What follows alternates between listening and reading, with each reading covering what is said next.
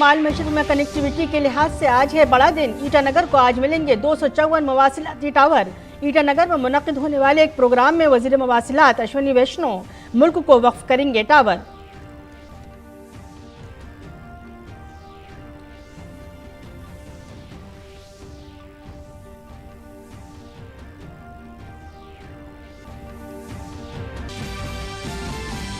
Commercial satellite launching में आज भारतीय खलाई इदारा इसरो करेगा तारीख रकम।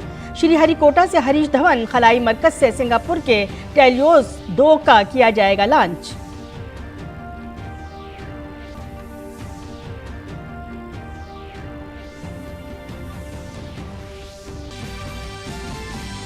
भारत समेत दुनिया भर में जोश खरोश के साथ मनाई जा रही है ईद उल फित्र। लोग एक दूसरे को दे रहे हैं मुबारकबाद। दिल्ली की शाही जामा मस्जिद में हजारों फर्जंदान तौहीद ने ईद उल फित्र की नमाज अदा की।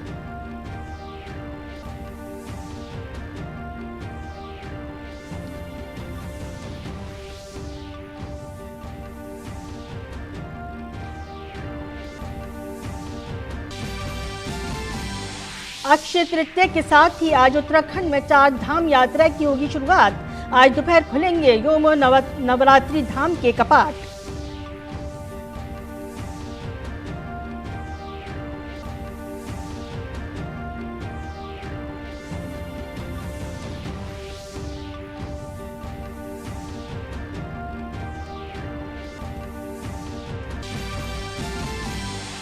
आज मनाया जा रहा है कुर्रे अर्ज का आलमी दिन। लोगों में माहौलियात के तई तहफ़्फ़ुज़ बढ़ाने के मकसद से मनाया जाता है आज का दिन।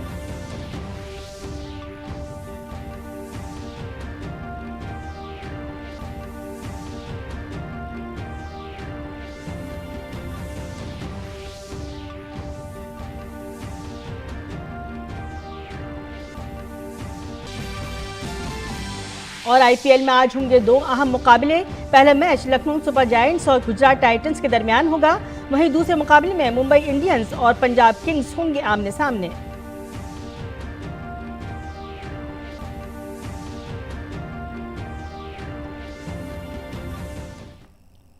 आदाब नाजरीन, सबसे पहले दूरदर्शन की जानिब से मुल्क भर के लोगों को ईद उल फित्र की पुरखुलूस मुबारकबाद। और अब खबरें पेश हैं तफसील से। आज शुमाल मशरक में राब्ते के लिहाज से एक बड़ा दिन है। ईटानगर को आज 254 टेलीकॉम टावर मिलेंगे। नई दिल्ली में एक प्रोग्राम मवासिलात, इलेक्ट्रॉनिक्स और इंफॉर्मेशन टेक्नोलॉजी के मरकजी वजीर अश्विनी वैष्णव, वजीर कानून इंसाफ किरण रिजिजू, अरुणाचल प्रदेश के वजीर आला पीमा खांडू, मरकजी वजीर ममलिकत बराए मवासिलात देव सिंह चौहान का आगाज करने जा रहे हैं। काबिल जिक्र है कि मुख्तलिफ स्कीमों और प्रोजेक्टों के जरिए रियासत अरुणाचल प्रदेश के लिए तेज रफ्तार नेटवर्क कनेक्टिविटी तक रसाई को यकीनी बनाया जा रहा है। ये टावर इन गांवों में 4G कवरेज फराहम करेंगे जहां ये सर्विस अभी तक नहीं पहुंची है। इसके जरिए 336 गांवों को डिजिटल कनेक्टिविटी मिलेगी और 70,000 से ज्यादा सारिफीन इससे मुस्तफीद होंगे। भारत समेत दुनिया भर में ईद उल फित्र का त्यौहार मनाया जा रहा है। दिल्ली की शाही जामा मस्जिद में ईद उल फित्र की नमाज हजारों फर्जंदान तौहीद ने अदा की। नमाज अदा करने के बाद लोगों ने एक दूसरे को गले लगाकर ईद की मुबारकबाद पेश की, खुशियों की मुबारकबाद दी। दूसरी तरफ सोशल मीडिया पर भी कल से ही ईद उल फित्र की मुबारकबाद का सिलसिला जारी है। ईद उल फित्र की नमाज अदा करने के बाद लोगों ने मुल्क में खुशहाली और अमन व अमान के लिए दुआएं भी मांगी।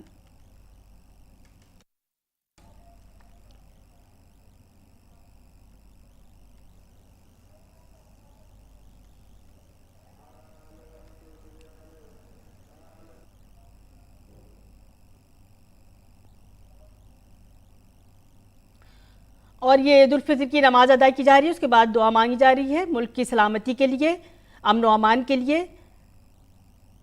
ईद उल फित्र की नमाज है ये, जो अब नमाज ख़त्म होने के बाद लोग एक दूसरे से गले मिलेंगे, हाथ मिलाएंगे और दुआ में शिरकत हो रही है, दुआ मांगी जा रही है ईद उल फित्र की नमाज के बाद मुल्क की अमन व सलामती के लिए, अमन व अमान के लिए।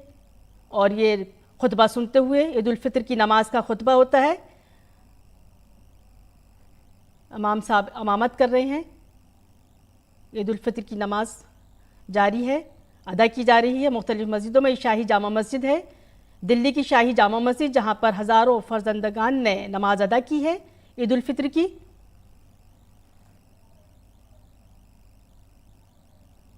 दुआ मांगी जा रही है अमन व अमान के लिए, मुल्क में अमन सलामती के लिए।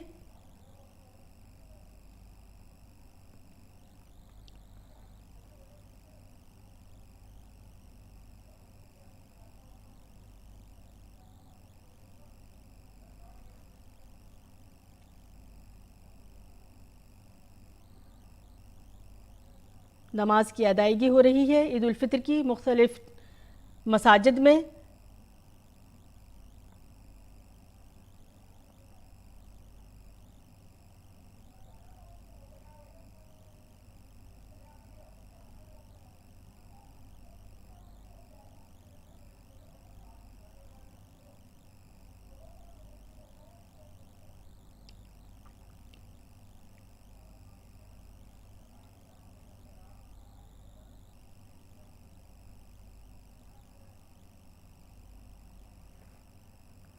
और ये ईद की नमाज हो रही है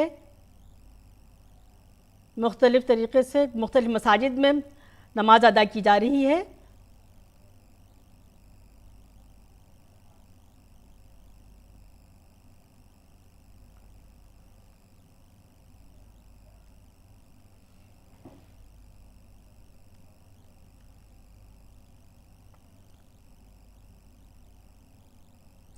भारत समेत दुनिया भर में ईद उल फितर का त्यौहार मनाया जा रहा है। दिल्ली की शाही जामा मस्जिद में ईद उल फितर की नमाज हज़ारों फसंदान ने तौहीद ने अदा की। नमाज अदा करने के बाद लोगों ने एक दूसरे को गले लगाकर ईद की मुबारकबाद पेश की और खुशियों की मुबारकबाद दी। दूसरी तरफ सोशल मीडिया पर भी कल से ही ईद उल फितर की मुबारकबाद का सिलसिला जारी है। ईद उल फितर की नमाज अदा करने के बाद लोगों ने मुल्क में खुशहाली और अमन व अमान के लिए दुआएं मांगी।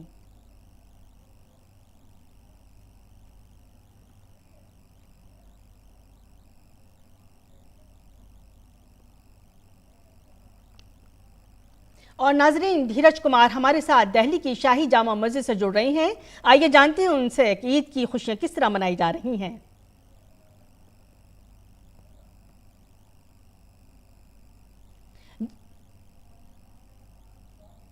दिल्ली की शाही जामा मस्जिद से धीरज कुमार हमारे साथ जुड़ रहे हैं, उनसे जानते हैं कि ईद किस तरह मनाई जा रही है। जी धीरज, बताएं। दिल्ली की शाही जामा मस्जिद में आप मौजूद हैं। जी, अभी आप देख सकते हैं कि अभी हम जामा मस्जिद पर पहुंचे हुए हैं और सुबह से यहाँ पे जामा मस्जिद पे सुबह 6:30 बजे जो ईद की जो है नमाज है वो अता की गई है। और हमारे साथ बहुत सारे लोग हैं, कुछ तो ऐसे लोग हैं जो कि आसपास के इलाके के हैं और कुछ लोग ऐसे भी हैं कि दूर दराज से वो आए हैं और जामा मस्जिद पहुँचे हैं। और अभी हम जो कुछ लोग हैं उनसे भी बात करेंगे। हमारे साथ जो बच्चियाँ खड़ी हैं इनसे भी हम बात करेंगे कि इनके लिए ईद का क्या मतलब है। और हमारे साथ जो यहाँ के जो स्थानीय लोग हैं उनसे भी हम जानने की कोशिश करेंगे। तो सबसे पहले मैं आपसे जानना चाहता हूँ कि जो आज जो ईद का जो महीना है, आज ईद है, इस ईद के बारे में ऐसा कहा जाता है कि ये मोहब्बत का जो पैगाम लाने वाला ये पर्व है, क्या है इसके अर्थ? देखिए, सबसे पहले तो आपके चैनल के ज़रिए मैं तमाम देशवासियों को, बिरादरान वतन को मैं मुबारकबाद देना चाहूँगा इस ईद उल फितर की। और ईद के महीने सही महीनों में खुशी के होते हैं और कोई भी त्यौहार वो आपसी सौहार्द, आपसी भाईचारा और मोहब्बत को बढ़ाने के लिए बनाने के लिए काम में आया करता, बनाने के लिए का ज़रिया है। और ये मेरे एक हिंदुस्तान की ख़ास बात है, जिस तरह से एक कोई भी गुलदस्ता उस वक्त खूबसूरत लगता है कि उसमें अगर रंग बिरंगे फूल, तरह तरह के फूल हों तो उस गुलदस्ते की खूबसूरती और ज़्यादा बढ़ जाती है। इसी तरह से मेरे हिंदुस्तान की शान ये है कि यहाँ पर तमाम मज़हब के, तमाम धर्म के मानने वाले लोग यहाँ पर हैं। यहाँ दिवाली भी होती है, यहाँ ईद भी मनाई जाती है, यहाँ रक्षाबंधन का पर्व भी होता है, यहाँ रंग बिरंगा त्यौहार होली का भी होता है। तो यहाँ ईद उल अज़हा भी मनाई जाती है, यहाँ ईद मिलादुन नबी भी मनाई जाती है, यहाँ क्रिसमस भी मनाया जाता है। तो ये इस हिंदुस्तान की खूबसूरती है और सही मायनों में इस मेरे भारत को हक है कि ये विश्व पटल पर विश्व गुरु बने और तमाम पूरे विश्व की का नेतृत्व करे। और नहीं तो हम देखेंगे कि अलग अलग मुल्कों में कहीं पर सिर्फ और सिर्फ ईद मनाई जाती है, तो कहीं सेलिब्रेशन क्रिसमस का सेलिब्रेशन होता है, कहीं कोई अलग त्यौहार मनाया जाता है। लेकिन मेरे हिंदुस्तान की ख़ास बात यह कि यहाँ पर पूरी दुनिया में जितने त्यौहार मनाए जाते हैं वो सिर्फ और सिर्फ अकेले मेरे हिंदुस्तान में त्यौहार मनाए जाते हैं। और ये अगर त्योहारों का मुल्क अगर इसको कहा जाए, त्योहारों का देश अगर कहा जाए, तो इसमें कोई गलत नहीं होगा। जी तो जैसा कि जो अभी इन्होंने बताया है कि ईद का क्या महत्व है। हालांकि जो अगर हम बच्चों की बात करें तो बच्चों के लिए ईद का मतलब होता है खुशी। उनको ईदी मिलता है, नए नए कपड़े पहनते हैं, एक दूसरे के घर में जाके मिठाइयाँ बांटते हैं, दादा और दादी से आशीर्वाद लेते हैं। हमारे साथ एक बच्ची है, उससे हम जानते हैं कि इनके लिए ईद का क्या मतलब है। ईद आज आपने मनाया? हमारे देशवासियों को मेरे तरफ से ईद मुबारक। अच्छा, आपको क्या क्या मिला है आज ईदी में? किसने किसने क्या क्या ईदी दिया है?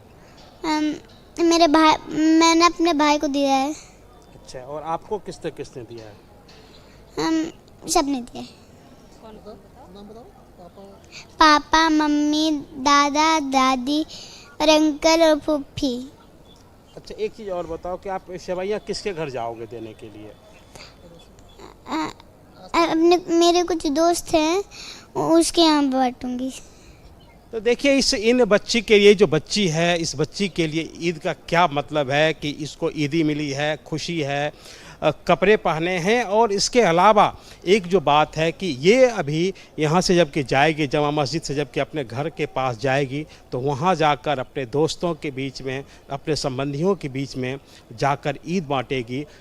सही अर्थों में अगर कहा जाए तो ईद का मतलब यही है। जी शुक्रिया धीरज कुमार, तमाम तफसीली मालूमात के लिए।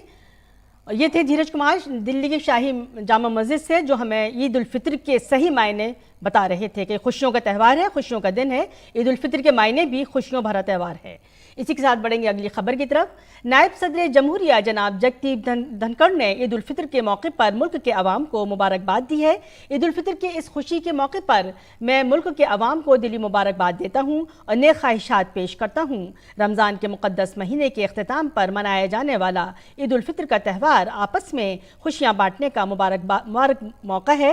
सभी लोग इसे मिलजुल कर इंतहाई खुशी और जोश खरोश के साथ मनाते हैं। आइए इस त्यौहार में पिन्हा इंसानी अक़दार, हमदर्दी, सखावत और भाईचारे को अपनी ज़िंदगी में महसूस करते हुए इंसानियत की खिदमत के लिए खुद को वक्फ करने का अहद करें। भारतीय खलाई तहकीकी तंजीम सिंगापुर के टेलियोस 2 सैटेलाइट को आज दोपहर 2:19 पर श्रीहरिकोटा में सतीश धवन खलाई मरकज़ से लॉन्च करेगा। लॉन्च इसरो की पोलर सैटेलाइट लॉन्च व्हीकल पर होगा। इसरो लॉन्चिंग में 55 PSLV-C रॉकेट का इस्तेमाल कर रहा है। ये इसरो का सबसे काबिल एतमाद रॉकेट रहा है। 2 टेलियोस का ज़मीन का मुशाहिदा करने वाला सैटेलाइट है, जिसका वज़न 750 किलोग्राम है। ये मसनूई अपार्चर रडार टेक्नोलॉजी पर मुश्तमिल है, जो 1 मीटर की रेजोल्यूशन के साथ डेटा फराहम करता है। यह सैटेलाइट फरवरी में सिंगापुर से भारत लाया गया था। इसे ST इंजीनियरिंग ने तैयार किया है। 2 टेलियोस सैटेलाइट मुख्तलिफ एप्लीकेशंस के लिए इमेज फराहम करेगा, जिनमें हॉट स्पॉट मॉनिटरिंग और हेनर मैनेजमेंट, फ़िज़ाई हादसात और बचाव की कार्रवाई शामिल हैं। कर्नाटक की इंतखाबी जंग में इन दिनों सियासत का हर रंग नजर आ रहा है। तमाम सियासी जमातें पूरे दमखम के साथ सियासी मैदान में राय दहंदगान को अपनी तरफ राग़िब करने में सरगर्म है। कर्नाटक असेंबली इंतखाबात में अब कुछ ही दिनों का वक्त बाकी है। कागजात नामजदगी का अमल पूरा हो जाने के साथ ही इंतखाबी तशहीर ने तेजी पकड़ ली है।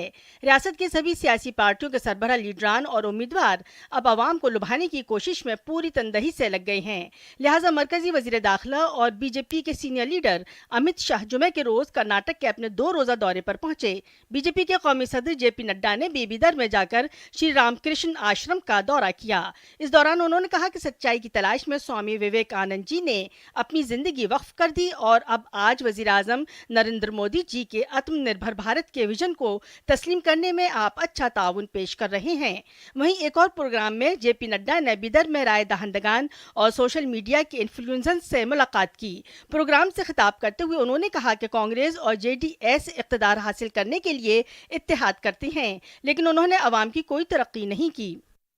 जब कांग्रेस की सरकार आती है, जब जेडीएस की सरकार आती है, जब कांग्रेस और जेडीएस की भाई भाई की सरकार आती है, तो भारत की स्कीमें कर्नाटक की जनता को मिलने से रोक दिया जाता है। इस बात को हमको समझना होगा और इसीलिए मैं बार बार बोलता हूं कि डबल इंजन की सरकार लानी आवश्यक है।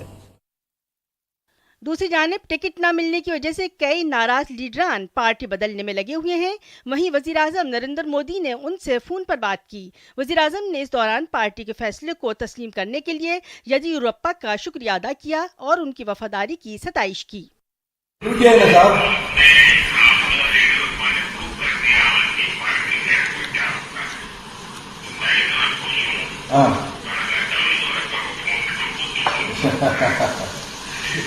बहुत अच्छा हो गया साहब, डेफिनेटली हम जीतेंगे सब, नो प्रॉब्लम सर, डेफिनेटली हम जीतेंगे सब, आपका आशीर्वाद चाहिए सर, श्योर श्योर श्योर, धन्यवाद धन्यवाद सर। मेरा जैसे सामान्य कार्यकर्ता को आप ऐसा बातचीत करना हम सबको बहुत खुशी है। दूसरी जानिब इलेक्शन कमिश्नर ने जुमे को कनकपुरा असेंबली हलके के लिए कांग्रेस के कौमी सदर DK शिव कुमार के कागजाती नामजदगी को तस्लीम कर लिया है। इससे DK शिव कुमार बनाम भाजपा के और अशोक का मुकाबला देखने को मिलेगा। इससे कबल जुमेरात को उनके भाई और बेंगलुरु ग्रामीण सांसद DK सुरेश ने भी बैकअप उम्मीदवार के रूप में उसी इंतखाबी हलके के लिए अपना पर्चे नामजदगी दाखिल किया था। वहीं DK शिव कुमार इन इंतखाबात में कांग्रेस की जीत को लेकर पुरयकीन दिखाई दिए। They are blackmailing the people of Karnataka. When there was a double engine government, they could not save, they could not make Mekadar project, they could not make Madai project, they could not do justice, they could not help in COVID, they could not help in drought, they could not help in any type of structure.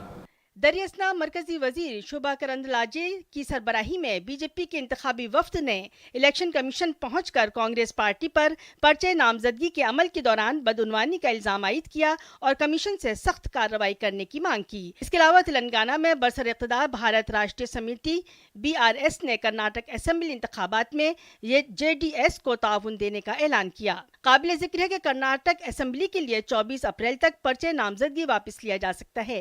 रियासत की 224 सीटों वाली assembly के लिए अगले माह 10 मई को इंतखाबात होना है।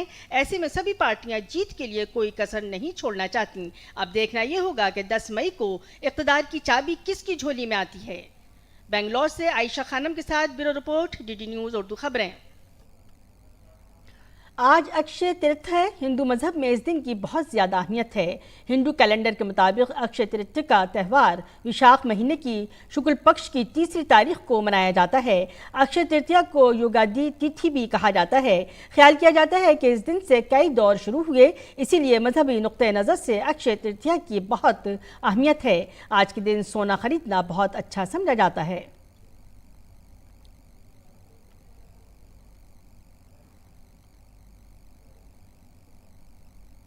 आज कुर्रे अर्ज का आलमी दिन है। इस साल का थीम हमारे सैयारे में सरमायाकारी है। कुर्रे अर्ज का आलमी दिन मनाने का मकसद लोगों को माहौलियाती तहफ़्फ़ुज़ से आगाह करना है। नीज़ माहौलियात को कैसे नुकसान से बचाया जा सकता है। माहौलियाती तहफ़्फ़ुज़ में सबसे अहम बात यह है कि कुर्रे अर्ज के तहफ़्फ़ुज़ पर पूरी तवज्जो दी जाए और जहाँ तक मुमकिन हो पायदार और माहौल दोस्त ज़िंदगी गुजारी जाए ताकि ज़मीन भी और सब्ज़ाज़ार रहे। आप न सिर्फ शजरकारी को फ़रोग़ दे सकते हैं बल्कि माहौलियात के तहफ़्फ़ुज़ को यकीनी बना सकते हैं। बल्कि इस तरह की बहुत सी आदात और काम हैं जिनसे माहौल को बचाया जा सकता है या यूं कह लें कि माहौलियात का ख्याल रखा जा सकता है। अपनी छोटी सी कोशिशों से आप भी इसमें शरीक हो सकते हैं।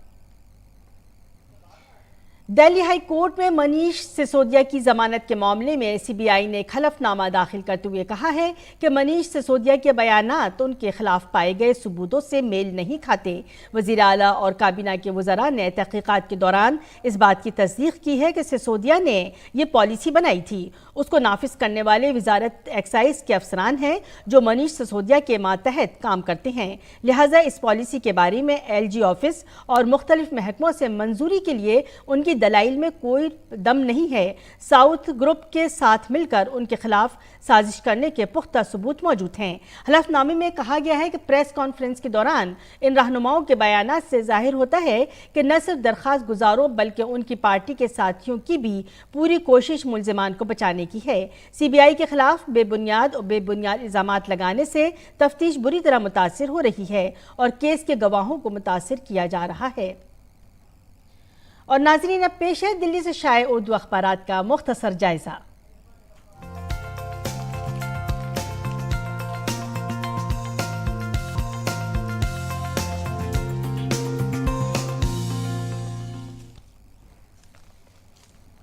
और नाज़रीन, जायजा लेंगे दिल्ली से शाये उर्दू अखबारात का। सबसे पहले नजर डालेंगे रोजनामा इनकलाब पर। इसके सफ़े अव्वल की अहम सुर्खी इस तरह है। सत्यपाल मलिक को सीबीआई ने तलब किया। तफ्तीशी एजेंसी ने बदउनवानी के एक मामले की इंक्वायरी में शामिल होने के लिए नोटिस भेजा। सीबीआई ने जम्मू कश्मीर के साबिक गवर्नर सत्यपाल मलिक को नोटिस भेजा है। ज़राए के मुताबिक सीबीआई ने अपने नोटिस में सत्यपाल मलिक को बदउनवानी के मामले की इंक्वायरी में शामिल होने को कहा है। इसकी दूसरी खबर स्पोर्ट्स के सफ़े पर इस तरह है। चेन्नई ने किंग्स की हैदराबाद पर सुपर जीत। जडेजा और कानवे की बेहतरीन कारकर्दगी। सुपर किंग्स ने सनराइजर्स को 7 विकेट से शिकस्त दी। जायजे लेंगे रोजनामा राष्ट्रीय सहारा के आईने आलम सफ़े का। इसमें 3 अहम खबरें हैं। सबसे पहले खबर की सुर्खी इस तरह है। ईद उल फितर पर अक़वाम मुत्तहिदा के सेक्रेटरी जनरल की मुबारकबाद। अक़वाम मुत्तहिदा के सेक्रेटरी जनरल एंटोनियो गुतेरेस ने ईद के मौके पर मुसलमानों के लिए पैगाम जारी किया है। दूसरी अहम सुर्खी इस तरह है। हिंद नजात राधा एनगर प्लम को अमरीकी वजारत दिफा में मिली अहम जिम्मेदारी। अमरीकी सेनेट ने कौमी सिक्योरिटी माहिर राधा एनगर प्लम को महकमा दिफा की खरीद और रख रखाव का काम देखने के लिए deputy under secretary of defence मुकर्रर करने की तस्दीक की है। हिंद नजात राधा एनगर प्लम को अमरीकी सदर जो बाइडन ने जून 2022 में इस बावकार ओहदे के लिए नामजद किया था। तीसरी अहम खबर की सुर्खी इस तरह है। ट्विटर की मुफ्त ब्लू टिक सर्विस खत्म। समाजी राब्ते की वेबसाइट ट्विटर ने पाकिस्तान समेत दुनिया भर के हज़ारों ट्विटर अकाउंट्स के ब्लू टिक हटा दिए हैं। और आखिर में जायज़ा लेंगे रोज़नामा अखबार मशरिक़ का, जिसने कोरोना से मुताल्लिक़ अहम खबर की सुर्खी इस तरह बनाई है। दिल्ली में कोरोना मुस्तहकम हो रहा है, चंद दिनों में कम होने का इम्कान है। दिल्ली के वज़ीर सेहत सौरभ भारद्वाज ने जुमे को कहा कि दारुल हुकूमत में कोविड-19 के मामलात की तादाद मुस्तहकम हो रही है और आने वाले दिनों में इसमें कमी का इम्कान है। तो नाज़रीन, ये था उर्दू अखबारात का मुख्तसर जायज़ा। इसी के साथ बढ़ेंगे बैनुल-अक़वामी खबर की तरफ। बरतानवी हुकूमत ने जुमे के रोज़ ओलियो डाउडन को नायब वज़ीर आज़म मुकर्रर किया है। उन्होंने डोमिंग राब की जगह ली है, जिन्होंने एक रोज़ कबल इस्तीफ़ा दे दिया था। डाउडन फिलहाल ऋषि सुनक की हुकूमत में काबीना के दफ्तर के वज़ीर के तौर पर काम कर रहे हैं। इससे कबल बरतानिया के नायब वज़ीर आज़म और वज़ीर इंसाफ डोमिंग राब ने डराने धमकाने की बाकायदा शिकायत की आज़ादाना तहक़ीक़ात के बाद अपने ओहदे से इस्तीफ़ा दे दिया था। डोमिंग राब ने तहक़ीक़ात में सबूत मिलने के बाद इस्तीफ़ा देने का कहा था। अक्टूबर में ऋषि सुनक के बरतानवी वज़ीर आज़म का ओहदा संभालने के बाद से राब तीसरी अहम शख्सियत हैं जिन्हें उनके ज़ाती तर्ज अमल की वजह से काबीना से निकाला गया है। और नाज़रीन, अब मौसम का हाल।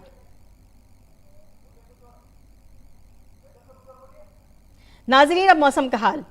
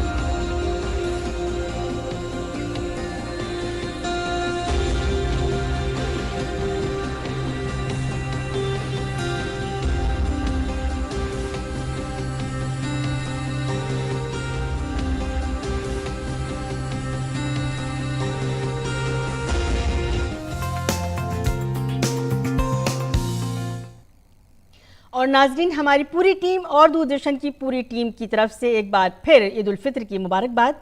इसी के साथ 9 बजे का बुलेटिन अपने अख्ताम को पहुंचा। इजाज़त दीजिए, आदाब।